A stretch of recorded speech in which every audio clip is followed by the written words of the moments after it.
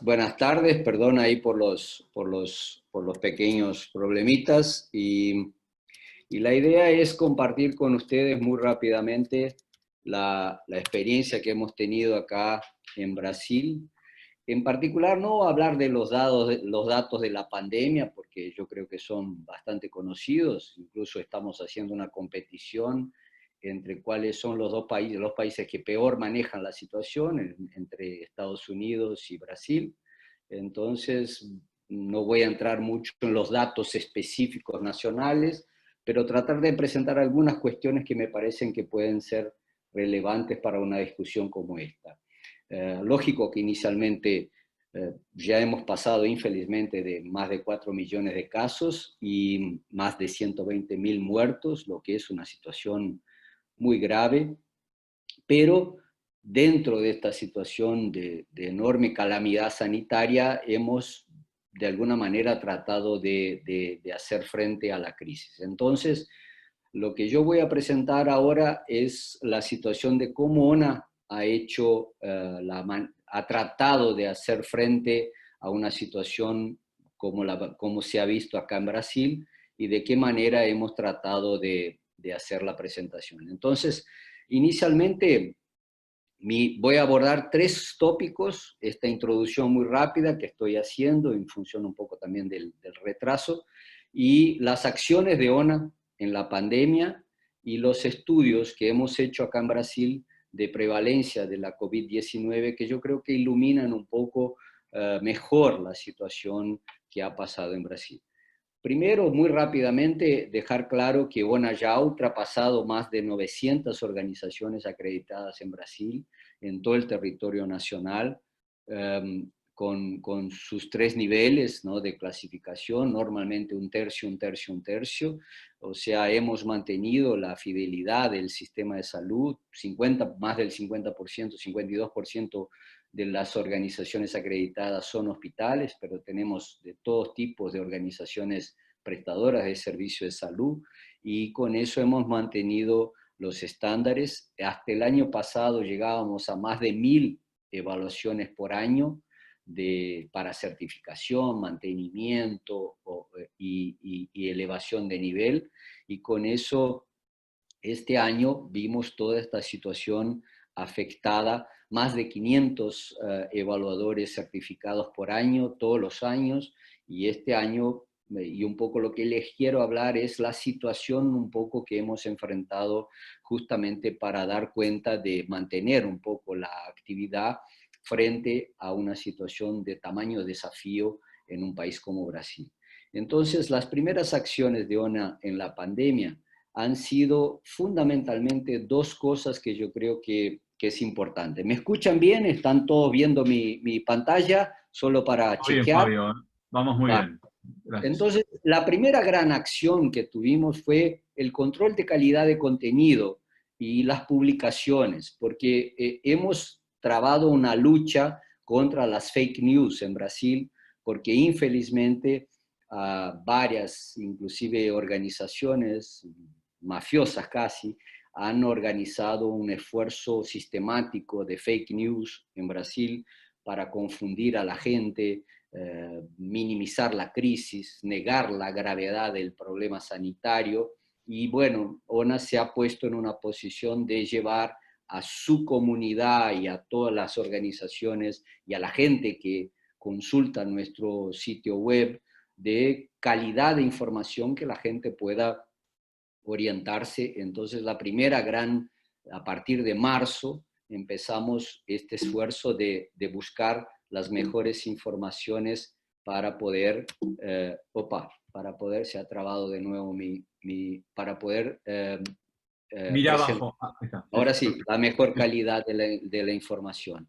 Entonces, ONA se organizó con las organizaciones acreditadoras que hacen parte del sistema, con las instituciones de la sociedad civil y asociaciones, para estructurar grupos de Facebook de alguna manera con la marca de ONA que ofrecieran informaciones de calidad, con fundamento científico, con un proceso que llamamos de curaduría de contenido, para garantizar que la gente tuviera formas de consulta que les permitiera una información de calidad y que tomaran decisiones basadas en buen fundamento científico y con eso generar informaciones. Por otro lado, al final, más de 2.000 personas, instituciones, hicieron parte del grupo y ONA generó entonces archivos, files, para aspectos específicos de cómo los cuidados con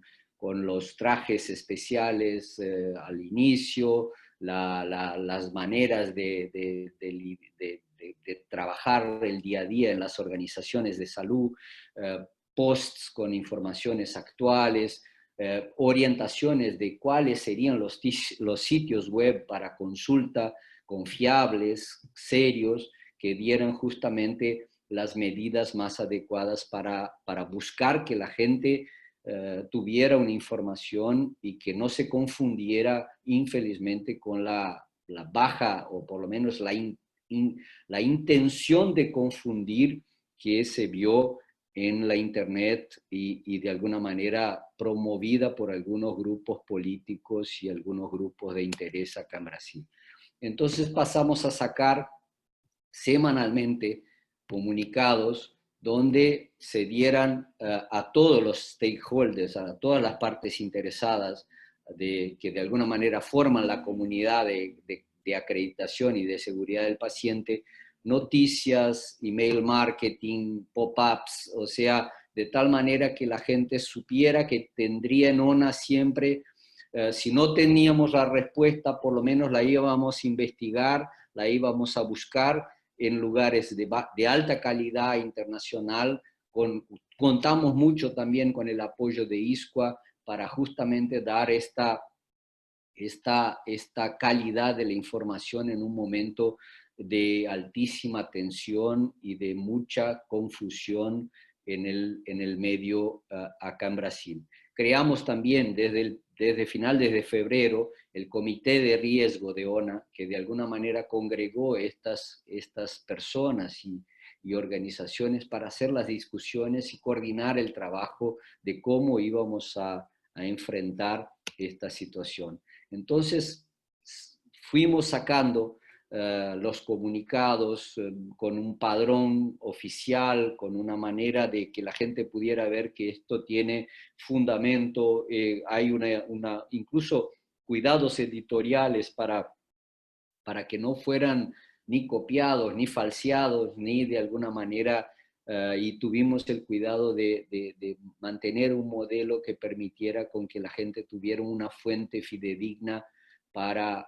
consulta y para orientación, y justo participamos de varios grupos. Ustedes han visto que hemos participado de grupos de WhatsApp para tratar de entender mejor la situación y llevar comunicaciones de calidad para nuestra comunidad. Por otro lado, para completar este racional, hicimos un esfuerzo grande de capacitación, y principalmente capacitación gratuita o capacitación con descuentos para que la gente pudiera, en estos momentos de aislamiento social, de cuarentena, que estaban en casa, pudieran también hacer un proceso de actualización continua, de capacitación, no solo para entender la situación de la COVID-19, pero también de mantener su actualización profesional y su capacidad técnica para cuando hubiera el regreso de las actividades pudieran estar actualizados. Mucha gente en Brasil, principalmente los jóvenes, aprovecharon estos momentos para las certificaciones individuales, completar cursos, y con eso ONA también entró en ese esfuerzo de ofrecer alternativas para la gente que se capacitara, que se calificara, que se certificara individualmente en estos procesos. Entonces ONA ofreció programas de capacitación con la idea justamente de mantener las competencias y mejorar los procesos en las organizaciones de salud. Entonces con eso anunciábamos en las redes sociales, en las diversas comunidades y redes sociales donde ONA tiene su posición y tiene ya de históricamente, solo para que ustedes tengan una idea, los primeros programas de educación a distancia en la web de ONA fueron lanzados en 2001. Entonces Ona tiene 20 años casi de experiencia en educación por web. Más de 30, 40.000 profesionales de salud en Brasil han hecho programas de capacitación de ONA basado en la web. Entonces con eso se ha logrado una presencia significativa de ONA en ese ambiente, y la idea fue ofrecer grupos de trabajo, programas de capacitación volcados a la gestión de la calidad, a la seguridad del paciente, al liderazgo eficaz, eficiente, actual en el sentido de también ayudar en ese momento de la crisis, y todos los programas de acreditación en salud. Entonces con eso, y los programas y los cursos, básicamente con dos grandes modelos. Los modelos asíncronos, donde la persona va realizando su programa de acuerdo con su velocidad personal, su esquema de trabajo en home office o no, y programas también síncronos, donde se realizaban seminarios, reuniones, para permitir que las personas pudieran también dialogar y traer a la luz sus preocupaciones, sus dudas y sus desafíos institucionales. Entonces, en este periodo de la pandemia, de estos 150 días, tuvimos más de 2.000 inscripciones gratis en los programas de ONA, 300 inscripciones de programas más estructurados, con descuentos para nuevos evaluadores, gente que se quería certificar, de tal manera que se mantuviera la actividad, mismo con muchas de nuestras actividades de campo suspendidas por cuenta del aislamiento, la pandemia, y con eso fuimos organizando semanalmente acciones que permitieran dar soporte a nuestra comunidad de interés. Los cursos online entonces tuvieron básicamente el foco, el propósito de dar oportunidad que los profesionales de salud mantuvieran su capacitación. Por otro lado, también esa formación de ese grupo de trabajo, y todo esto liderado por el grupo de educación de ONA, que permite la capacitación y tiene experiencia de largo tiempo justamente en estos programas educacionales basados en la web, que a partir de este momento yo creo que tal vez el trade-off positivo de esta pandemia ha sido la explosión positiva de estos medios digitales de capacitación, educación, que han permitido con que la gente y los que tenían más experiencia como ONA, de cierta manera estaban preparados para responder muy rápidamente a estos desafíos. También cursos con seminarios como estos, ¿no? que la gente se encuentra para conversar, para discutir un tema específico, y realizamos más de 8 grupos diferentes con más de 200 inscripciones que fueron girando en las semanas con temas, buscando discutir herramientas de la calidad, herramientas de gestión, metodologías, todos los aspectos que permitieran que la gente se actualizara y mantuviera su actividad. Y por otro lado, momentos de encuentro que ocurrían de 9 a 12 y de 14 a 17, donde la gente, este es un ejemplo de un post, donde la gente se encontraba para hacer su actualización, pero también para convivir vía síncrona esta actividad. Otra cosa importante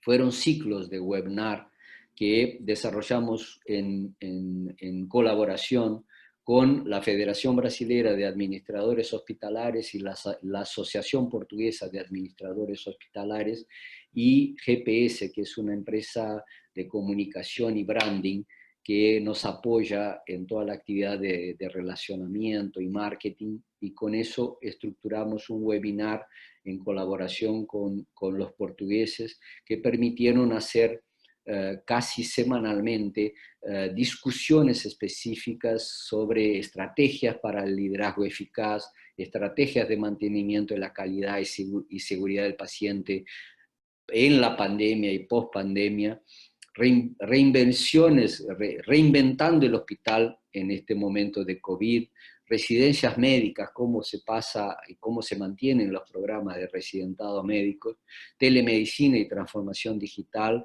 la epidemia y el futuro, o sea, cómo enfrentar estos desafíos estratégicos, y cómo va a ser ahora, ya más en este momento, ya el mes de junio, que fue la última actividad, cómo va a ser el proceso de salida de esta situación, que en este momento es el gran desafío que estamos teniendo, que es cómo vamos a salir de esta situación y cómo las organizaciones van a dar cuenta de los desafíos que están colocados ahí. Entonces, involucró directamente los dos países, Portugal y Brasil, pero tuvimos la felicidad de contar con profesionales de habla portuguesa, de Angola, Mozambique y otros países, comunidades portuguesas incluso de Norteamérica, y con eso se creó este ambiente donde 30 especialistas trataron estos temas. Tuvimos momentos de más de 500 espectadores simultáneos y 3.000 visualizaciones inscriptos en el programa, que de alguna manera compartieron estos momentos y este esfuerzo de educación continua durante estos 150 días. La otra cosa fundamental fue que frente a la situación de crisis sanitaria, tuvimos que suspender, y ahí voy a después tratar de eso muy rápidamente, el modelo de acreditación, o sea, en campo. Prácticamente hubo la suspensión de las actividades directas de los evaluadores en el proceso de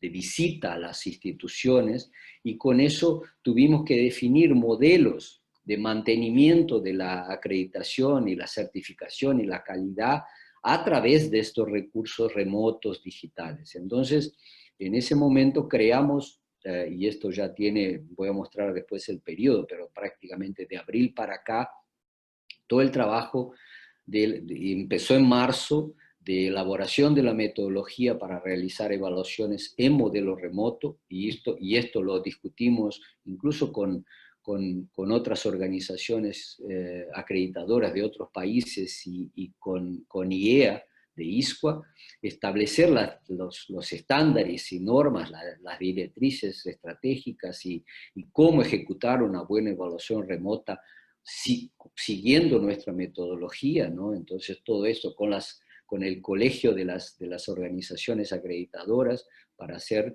una profundización del tema y buscar los mejores caminos.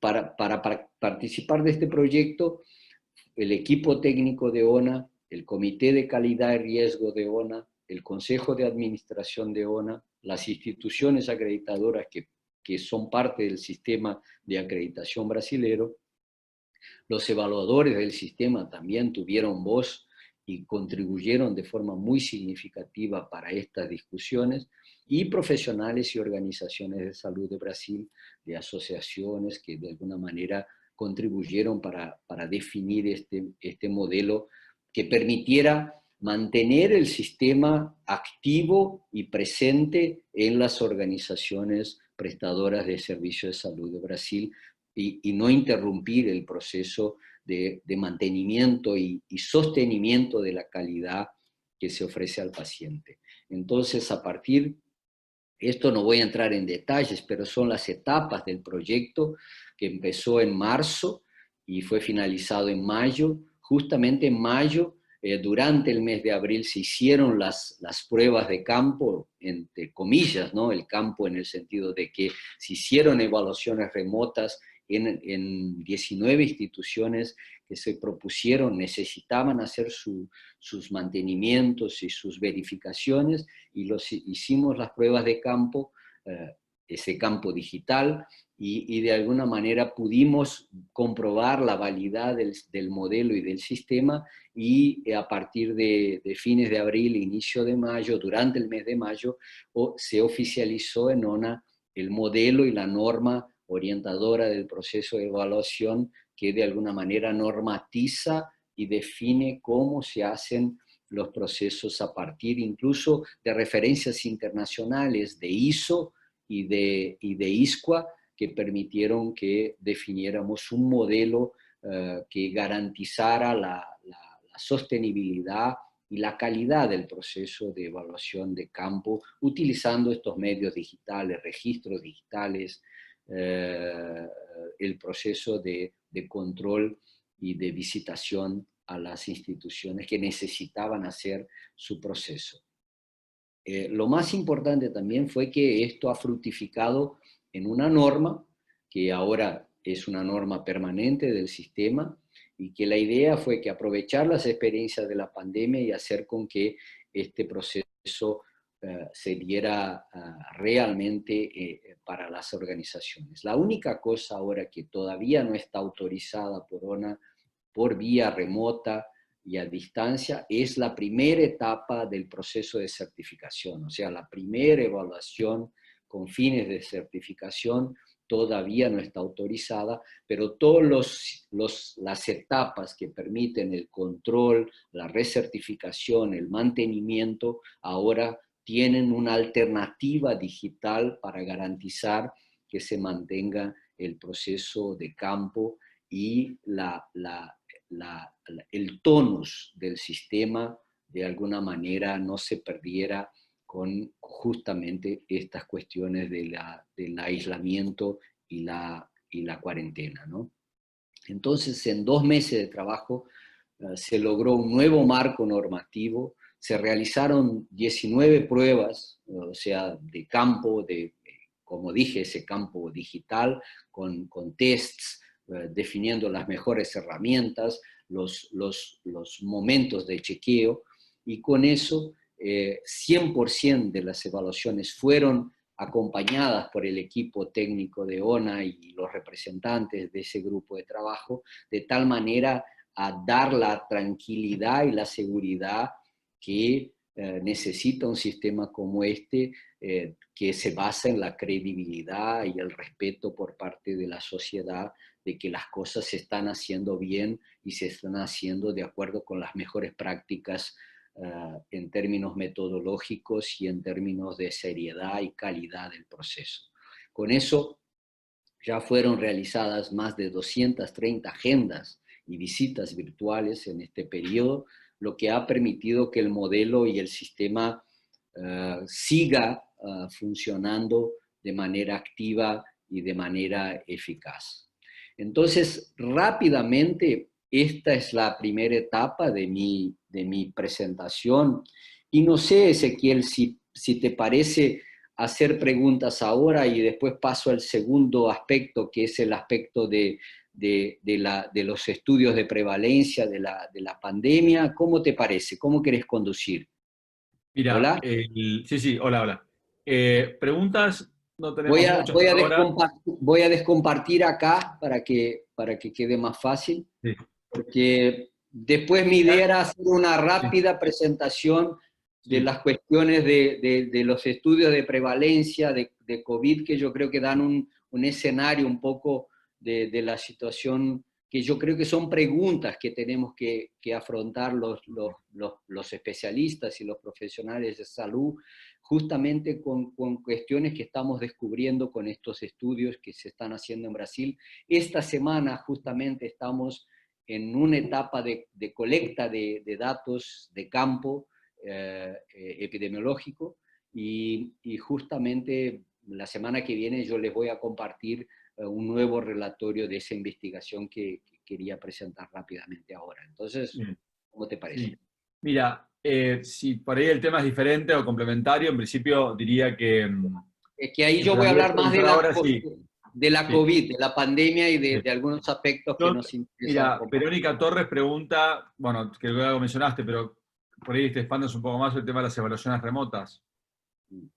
Sí, Sí, lo que es importante, hay una cuestión que yo creo que es importante, ¿no? El modelo brasilero de acreditación por un país con las dimensiones de Brasil, siempre se ha presentado la discusión del uso de estos recursos digitales, ¿no? Entonces, como ya dije, la educación a distancia tiene ya casi 20 años utilizando recursos de web. Entonces, ONA ya venía haciendo algunas discusiones de nuevos modelos de evaluación, porque una de las cosas importantes que es un costo significativo para los prestadores de servicios de salud en Brasil son los costos de logística, hacer con que los equipos puedan ir a campo a hacer evaluaciones.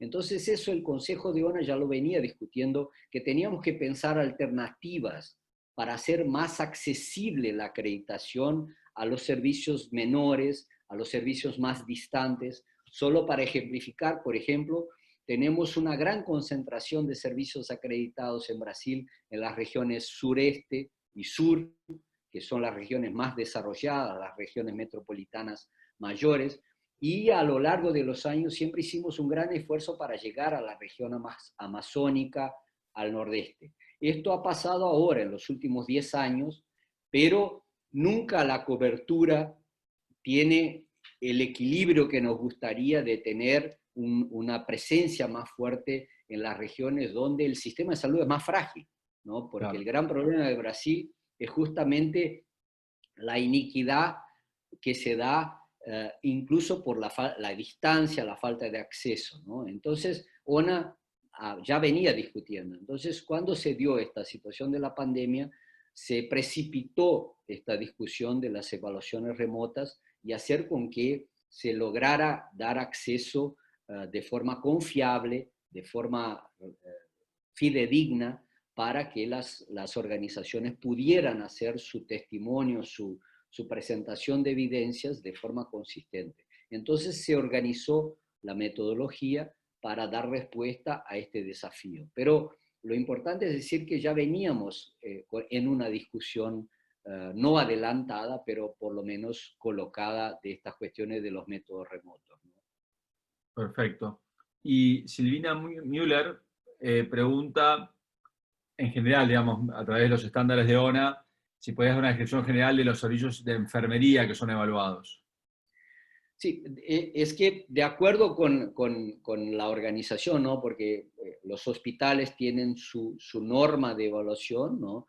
Los servicios ambulatorios y los servicios, cada uno tiene, y el servicio de enfermería tiene sus requisitos específicos de acuerdo con la complejidad de la asistencia que se hace en esa organización. Entonces, siempre, y yo creo que ONA en ese aspecto ha sido una de las precursoras, en esa lógica de niveles que tiene ONA, que empezó en el 2000-2001, ONA ha siempre propuesto que el primer nivel es el nivel de la seguridad del paciente, ¿no? O sea, el nivel donde hay que garantizar que los servicios, sea de enfermería, sean médicos, tienen que garantizar cuantitativos de equipo, estructura, normativos, informes, información para la decisión clínica que garanticen la seguridad del paciente y la calidad de la atención que se ofrece. Perfecto. Muy bien, gracias. Te sugiero por ahí que continúes con la presentación y vemos qué preguntas hay al final. Gracias. Bueno, voy a hacer rápido también porque es corto. La idea es poder hacer una discusión activa con los compañeros. Entonces voy a compartir mi tela. Vamos a ver acá.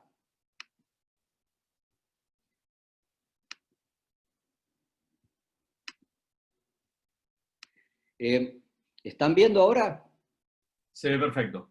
Bueno, entonces voy a ser muy rápido. Esto es un programa de investigación que se ha estructurado en Brasil. Es un programa colaborativo liderado por la Universidad Federal de Pelotas, que es acá del sur de Brasil, apoyado y financiado por organizaciones de la sociedad civil. Al inicio, incluso con apoyo del Ministerio de Salud, el gobierno del estado de Rio Grande do Sul ha apoyado, y ahora recientemente, infelizmente, el Ministerio de Salud se ha desplegado del grupo, pero se ha mantenido el estudio no solo a nivel del estado de Rio Grande do Sul, que fue donde empezó, pero también el EPICOVID nacional, que voy a traer algunas presentaciones. Entonces se hace es un estudio de prevalencia,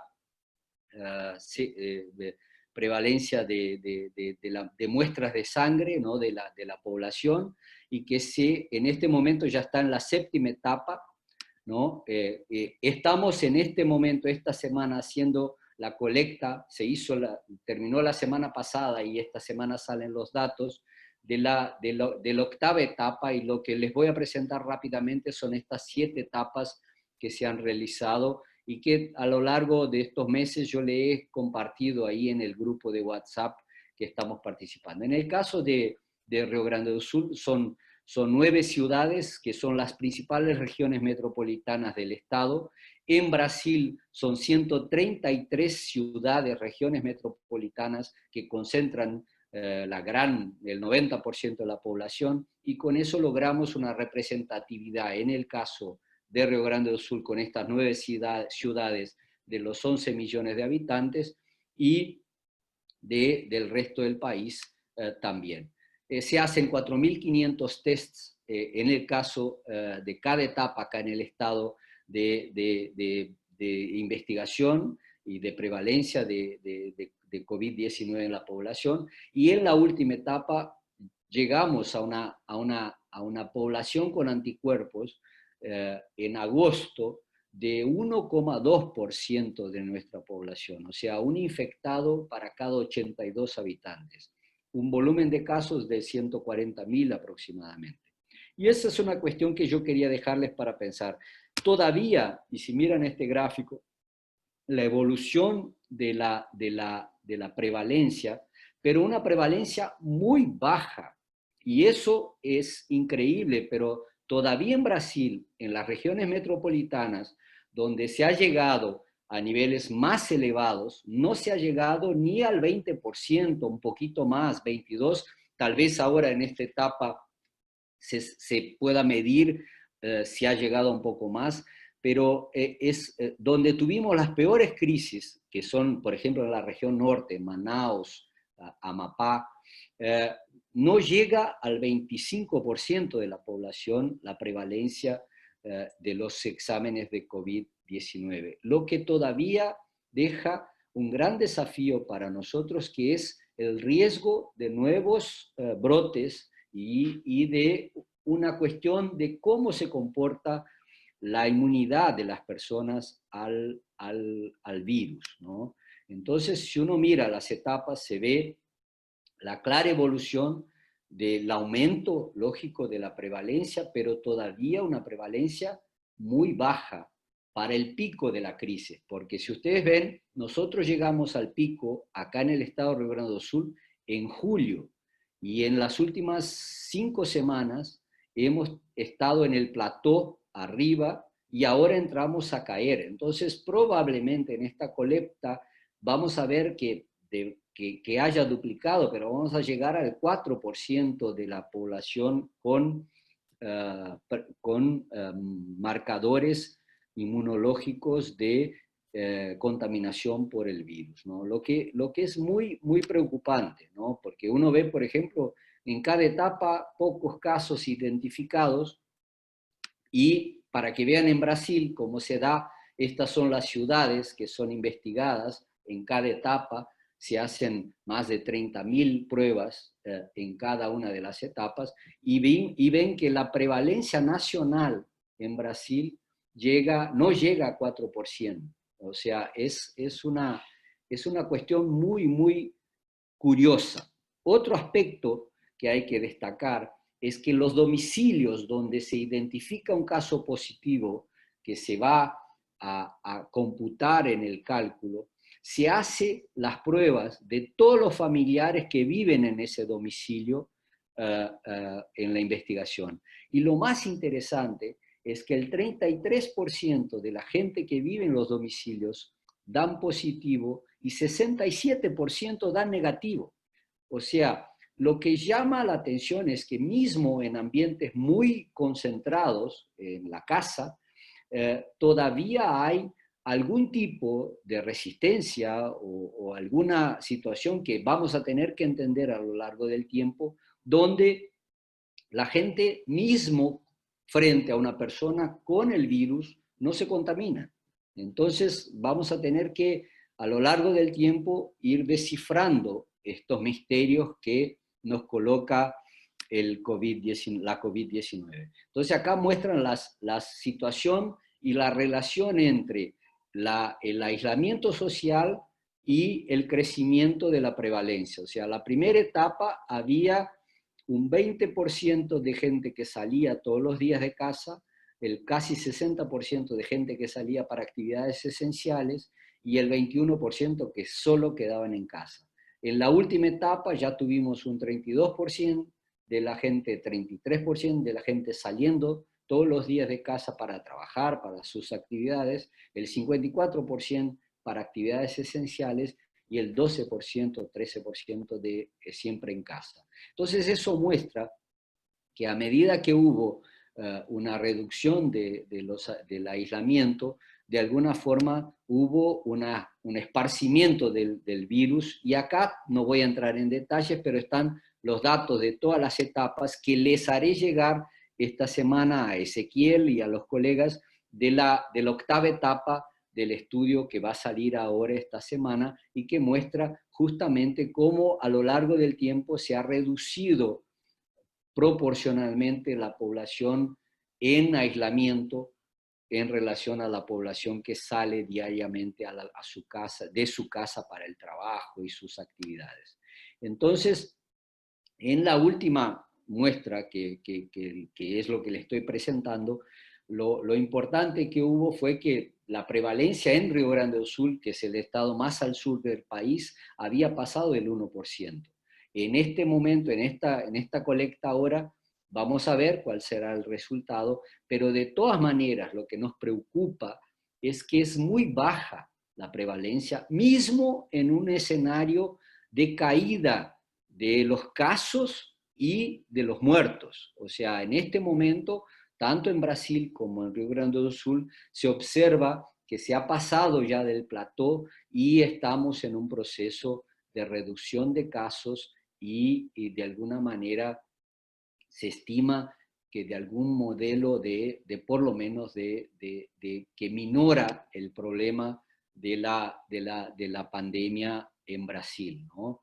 Entonces, porque hemos pasado 5 o 6 semanas del plató con más de 1000 muertes, en torno de 1000 muertes al día en el país, que eso llegó a números muy, muy impresionantes, y ahora entró en caída tanto en Brasil, en los estados de São Paulo y todos los estados, y ahora hay una minoración. Pero con estas preguntas, en el fondo mi idea de traerles hoy esta contribución, porque no interesaba volver a datos que ya están presentes en la literatura y en los sitios, es un poco, hay preguntas que nos preocupan.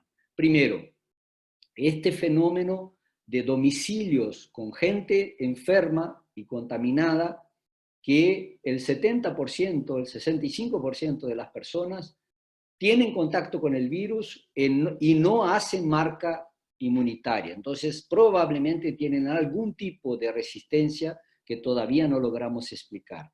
El otro fenómeno, que es mismo con una prevalencia muy baja, hay un proceso de reducción de casos que, si uno mira esa cosa que se habló mucho acá en Brasil, no sé si en otros países, del efecto de la inmunidad de rebaño, etcétera, pero es muy baja para hablar de una inmunidad de rebaño con estas cifras que estamos observando, que en las medidas anteriores del estudio nacional no llegaba al 20-25% de la población. Entonces, tenemos muchas preguntas todavía que nos llevan a preocupar y de alguna manera a recomendar que las medidas de cuidado se mantengan, porque el riesgo es que de alguna manera podamos tener brotes nuevos de la crisis y de la pandemia en Brasil.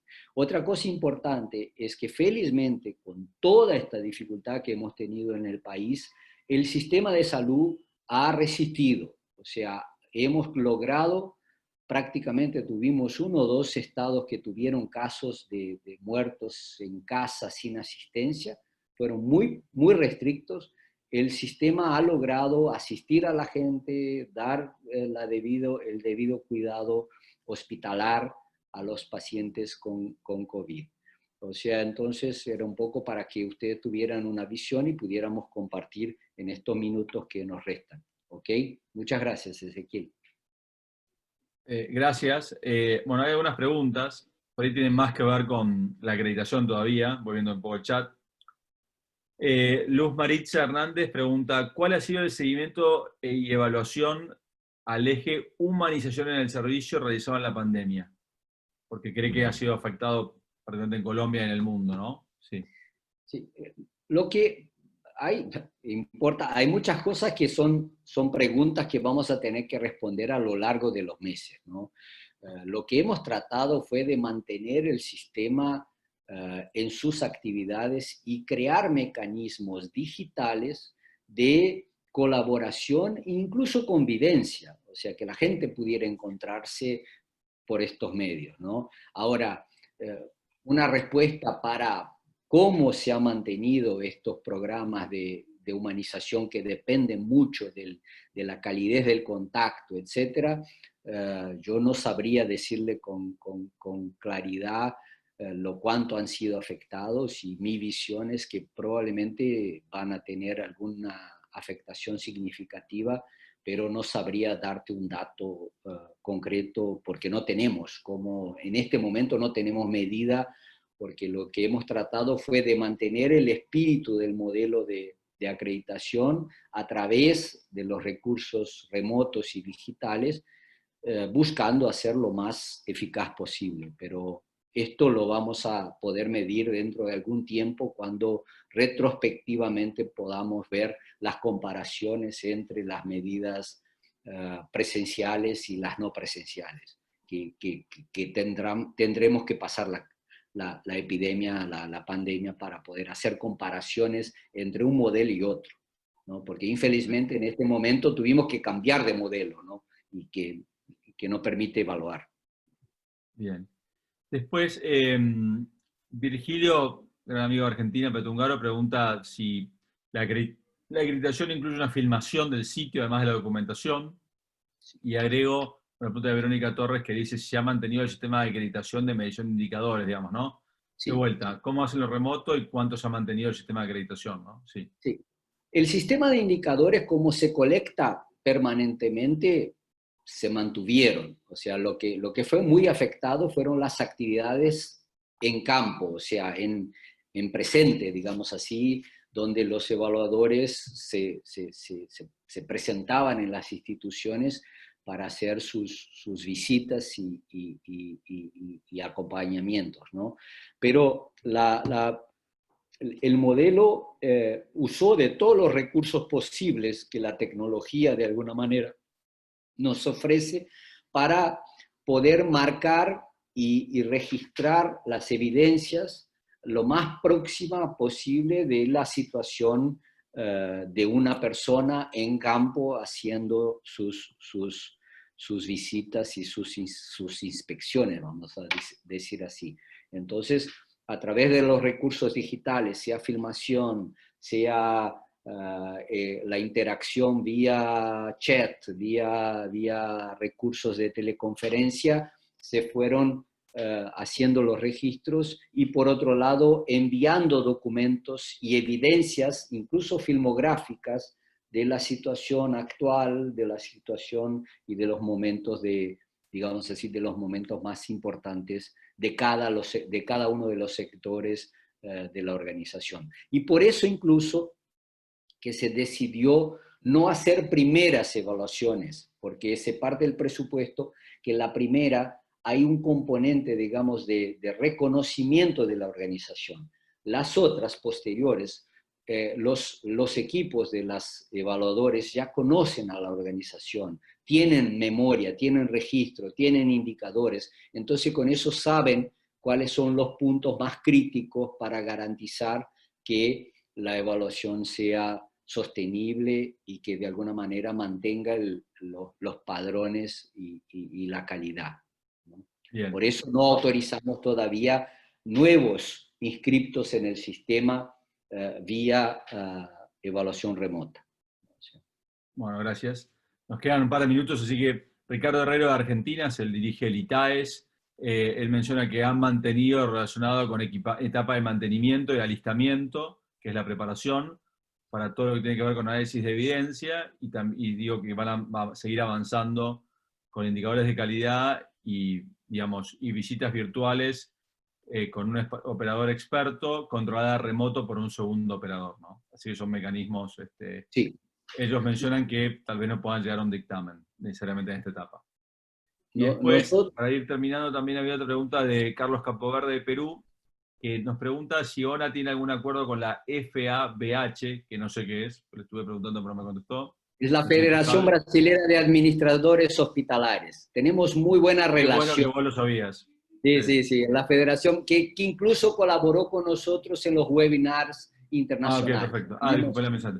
Y Carlos menciona y pregunta si ONA es la única que certifica hospitales en Brasil o hay alguna otra institución. ONA entiendo que no es pública, sino que no es sin fines de lucro, pero es privada. Y si hay otra particularmente que se pueda distinguir, sí. No, lo que hemos hecho en Brasil, que tal vez distingue un poco nuestra experiencia, es que tenemos un sistema único nacional.